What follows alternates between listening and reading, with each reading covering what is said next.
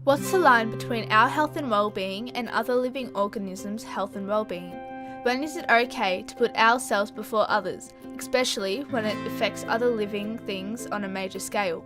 Consuming dairy is a controversial example of this action. The worst part is that we do this without a full understanding of the cost. What is the cost? Let's find out.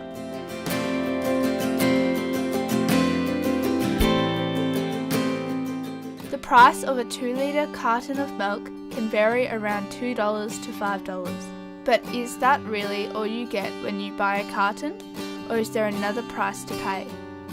Australian dairy brands that we know as our common milk supply and cheese for our sandwiches is hiding the horrible ways of how milk is produced from the cows. We see on cartons and butter containers, even in the dairy brand logos itself, there are graphics full of healthy cows in picturesque fields.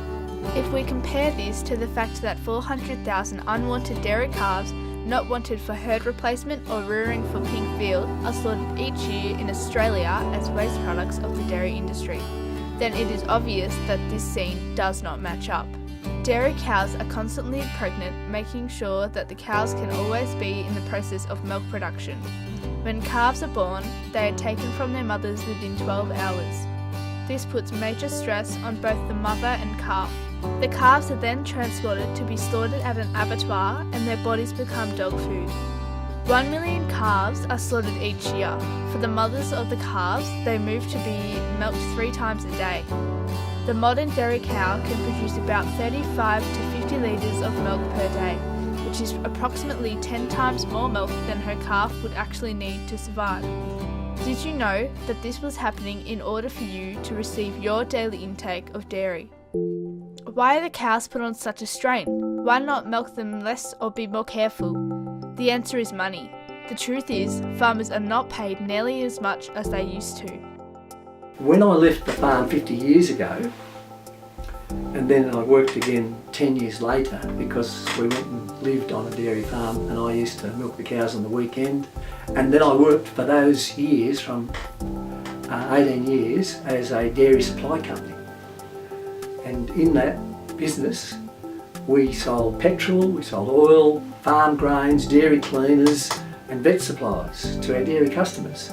So I had a lot to do with the dairy people in the 70s and the 80s. The milk used to sell for 30 cents 40 years ago. Now it sells for $1.50, or it should. Some of the supermarkets were doing it for $1. So in that time it's gone up 5 times, you could say. But the real issue is that the farmer gets $5 a kilo for the milk he sells, which is 80 cents less than what the farmers got in the mid-70s. We don't have enough money in our country. We're such a small country, a small population. Like our total GDP is 2% of what America's is. So we can't have the resources to buy our own factories, our own businesses, and so the big businesses are always overseas owned.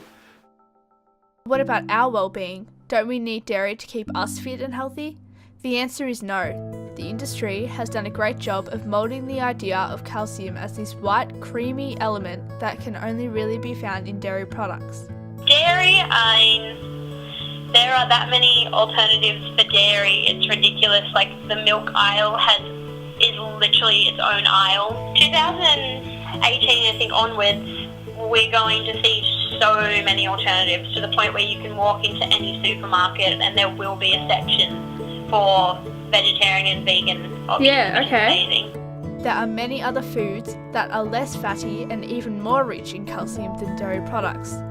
Some of these include firm tofu with a calcium serve of 832 mg, fish such as red and pink salmon, sardines and mussels, which have a calcium serve between 486 and 173 mg, dried figs and apricots, nuts, Greens such as cucumber, cabbage, broccoli, celery with a calcium serve between 91 and 15 mg, and beans. Dairy products are very high in calcium with servings between 713 and 160 mg. But this does not mean that we should try and cancel out all alternatives, but try and work around dairy to protect the welfare of our own Australian dairy cows.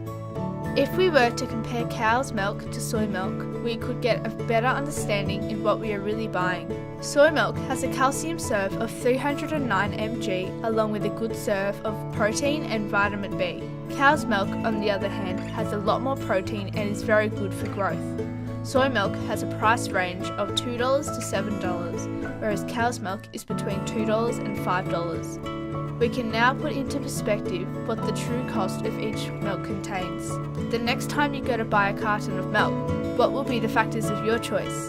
Health, cost, or justice? What price will you pay?